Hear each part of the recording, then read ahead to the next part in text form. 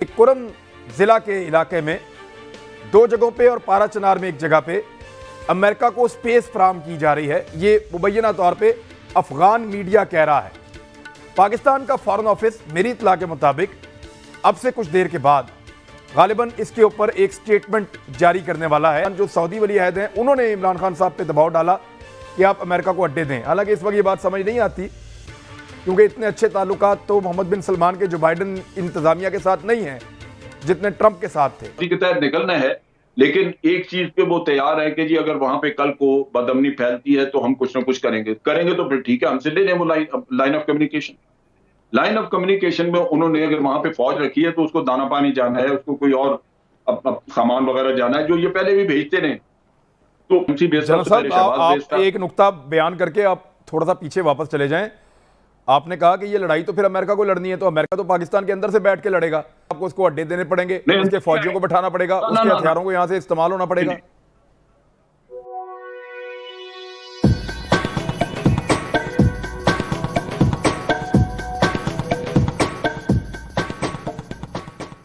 अब जो खबर आई है जिसको पेंटागन के हवाले से छापा गया है और साथ अफगान मीडिया ये क्लेम कर रहा है कि कुरम जिला के इलाके में दो जगहों पे और पारा चनार में एक जगह पे अमेरिका को स्पेस फराहम की जा रही है। ये मुबैना तौर पे अफगान मीडिया कह रहा है। पाकिस्तान का फॉरेन ऑफिस मेरी इत्तला के मुताबिक अब से कुछ देर के बाद गालिबन इसके ऊपर एक स्टेटमेंट जारी करने वाला है जहां से क्लैरिटी आएगी कि पाकिस्तान क्या अफगानिस्तान को कुछ सपोर्ट दे रहा है, अगर दे रहा है तो किस लेवल की दे रहा है और क्या वो ऑपरेशनल सपोर्ट है। अमेरिका यहां से अफगानिस्तान के अंदर दोबारा से अटैक कर सकेगा, फिजाई और ज़मीनी हमले कर पाएगा अमेरिका, या ये सिर्फ उनके इनखला के लिए उनको कुछ कंडीशनल किस्म की सपोर्ट मिल रही है पाकिस्तान की जानिब से। अब इसका इस वक्त तक पता नहीं है, लेकिन अमेरिका और अफगानिस्तान से जो खबरें आई हैं वो कुछ और कह रही हैं। पाकिस्तान से खबर आना बाकी है क्योंकि 11 तारीख को काफ़ी दिन गुजर गए हैं और इस बीच में एक दौरा सऊदी अरब भी हुआ है इमरान खान साहब का। और जमात इस्लामी के जो सेनेटर हैं मुश्ताक अहमद खान साहब, जो खैबर पख्तूनख्वा से उनका ताल्लुक है, उन्होंने एहतजाज करते हुए कहा कि मोहम्मद बिन सलमान जो सऊदी वली अहद हैं उन्होंने इमरान खान साहब पे दबाव डाला कि आप अमेरिका को अड्डे दें। हालांकि इस वक्त ये बात समझ नहीं आती क्योंकि इतने अच्छे ताल्लुकात तो मोहम्मद बिन सलमान के जो बाइडन इंतजामिया के साथ नहीं है जितने ट्रंप के साथ थे। जनरल साहब, आप एक नुक्ता बयान करके आप थोड़ा सा पीछे वापस चले जाएं। आपने कहा कि ये लड़ाई तो फिर अमेरिका को लड़नी है, तो अमेरिका तो पाकिस्तान के अंदर से बैठ के लड़ेगा। आपको उसको अड्डे देने पड़ेंगे, उसके फौजियों को बैठाना पड़ेगा, उसके हथियारों को यहां से इस्तेमाल होना पड़ेगा। नहीं, उनको मेरा ख्याल है कि उन्होंने एक बेस का इंतजाम कर दिया, हो पाएगी सेंट्रल एशिया में कर दिया है उन्होंने, मोस्ट प्रोबेबली उधर को तय कर दिया है। लेकिन फिलहाल जो उनकी प्लान है वो ऑपरेट करेंगे बहरा अरब से, उनके वहां पे एयरक्राफ्ट कैरियर्स हैं, वहां से जहाज उड़ेंगे और मेंटेनेंस वगैरह सारा कुछ कतर से करेंगे। तो ये तो उनकी इमीडिएट प्लान है। पाकिस्तान को इसमें फर्म रहना चाहिए कि इनको बेसिस ना देने का जो आज वादा कर रहे हैं, ये हमने आइंदा देखना है कि इस पे किस हद तक हम कायम रहते हैं और ये कायम रहना चाहिए। अच्छा, इसमें लिखा हुआ जो है ना वो ये लाइंस ऑफ कम्युनिकेशन, यानी in of communication and ground lines of communication, कि सिर्फ जमीनी रास्ता कम्युनिकेशन के लिए, मवासलात का जमीनी और फजाई रास्ता, बस अटैक के लिए नहीं रास्ता दे रहे हम। नहीं, अटैक के लिए नहीं, जो लाइन ऑफ कम्युनिकेशन है वो ये है कि अगर अमेरिका के वहां पे मवासलात का भी रास्ता क्यों दें?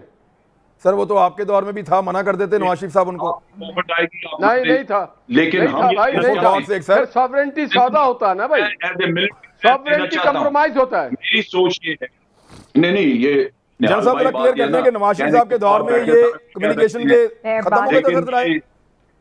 नवाज शरीफ साहब के दौर में है नहीं, ये खत्म हो गया था सर नवाज शरीफ साहब के दौर में। बिल्कुल खत्म हो गया था, कोई नहीं था।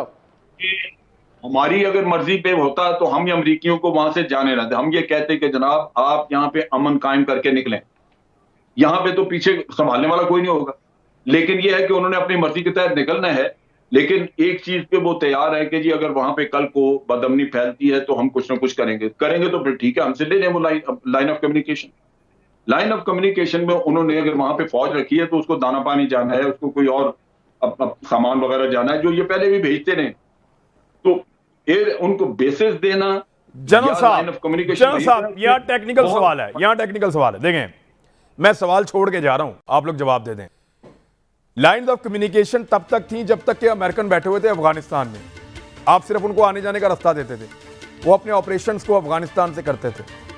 लेकिन जब अमेरिकन अफगानिस्तान को छोड़ देंगे 11 सितंबर के बाद, तो फिर जब भी वो हमला करने के लिए आएंगे और पाकिस्तान की सरजमीन को या पाकिस्तान की हवा को इस्तेमाल करेंगे, तो फिर वो लाइन ऑफ कम्युनिकेशन नहीं होगी सर, वो अटैक के लिए आप उनकी मुआवनत कर रहे होंगे। मिशन खाली नहीं है, फिर तो वो बाकायदा हमला करने के लिए आपकी जगह को या आपकी हवा को इस्तेमाल कर रहे हैं।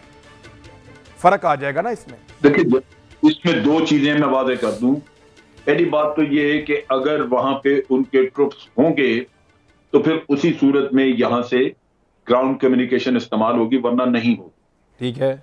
और जो एयर सपोर्ट वगैरह उन्होंने देनी है, उसके लिए अगर वो एयर स्पेस यूज करते हैं तो वो एक आरजी एयर स्पेस यूज करने का जरूरत अगर उनको पड़ती है तो किसी वक्त हो सकता है।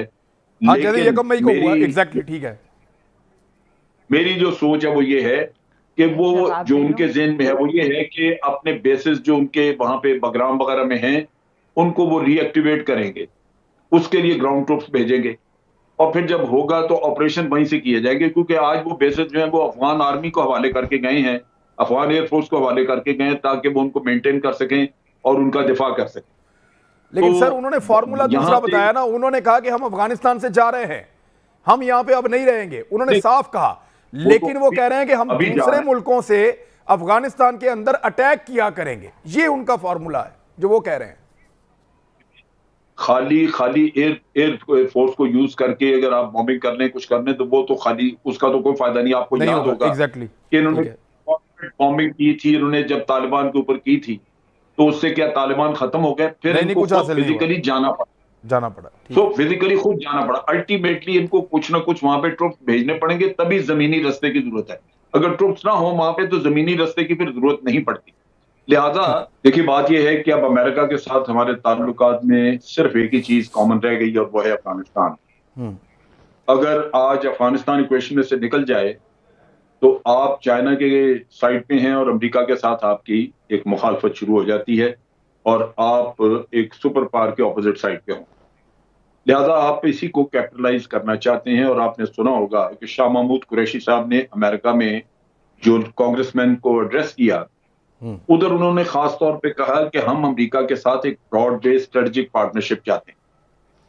यानी अगर आप अमेरिका हमसे अफगानिस्तान में कोई फायदा लेना चाहता है तो हम और जगहों पे कुछ फायदा लेना चाह रहे हैं। सो एक पार्टनरशिप ऐसी डेवलप हम करना चाहते हैं जहां मामलात हों। और आपने सुना होगा कि एनएसए की बातचीत हुई है वहां पे जिनेवा में, और अब उसमें पाकिस्तान अपने तौर पे जो फायदा उठाना चाहता है या उठा सकता है उसकी बात हो। ठीक है। अमेरिका नेचुरली ये चाहे। अब हमारा मसला क्या था? हमारा मसला ये है, हम ये चाहते थे कि अमेरिका यहां से निकलने से पहले अमन कायम करके जाए, यानी एक ब्रॉड बेस्ड गवर्नमेंट। जो पाकिस्तान ने कहा कि हम नहीं चाहते कि वहां पे तालिबान की, वो असल में ये अल्फाज नहीं है। हम ये कहते हैं कि हम किसी एक ग्रुप के नहीं, हम चाहते हैं कि एक ब्रॉड बेस्ड गवर्नमेंट बने जो अफगान खुद फैसला करें, जिसमें तमाम स्टेक होल्डर्स मौजूद हों और हमें आसानी रहे कि जी हम ये समझें कि इस गवर्नमेंट की रिट पूरे अफगानिस्तान पे है। आज तो उनकी रिट नहीं है, जो गवर्नमेंट है वो काबुल में।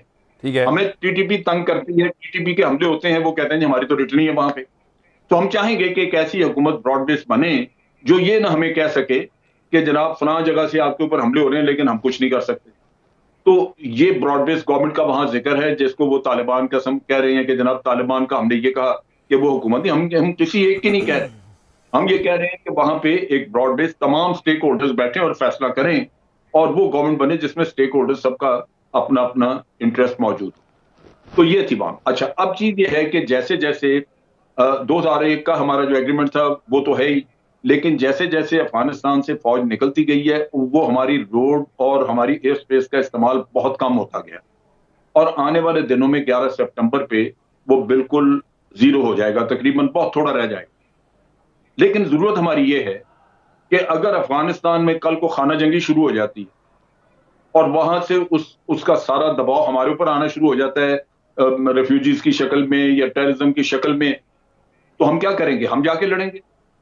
हम ये चाहते हैं कि जिसने ये तमाशा खड़ा किया वही आके लड़े, वही इसको आके करे। ना रशिया तैयार है, ना चाइना तैयार है, सब कहते हैं जी निगोशिएटेड सोल्यूशन करें, ना ईरान तैयार। और सारा जो मलबा आता है वो पाकिस्तान पे आता है। हम भुगतेंगे उसको अगर वहां पे खाना जंगी शुरू हो जाती है। लेकिन हमने ये कहा है कि आपके साथ हमारा जो बातचीत थी कि आप हमारे यहां से कराची पोर्ट से सामान लेके जाते थे या आपके हवाई जहाज यहां से गुजरते थे, वो गुजरे, लेकिन हमने शमशी बेस के बाद उनके साथ ये किस्सा खत्म कर दिया था। लास्ट हमारा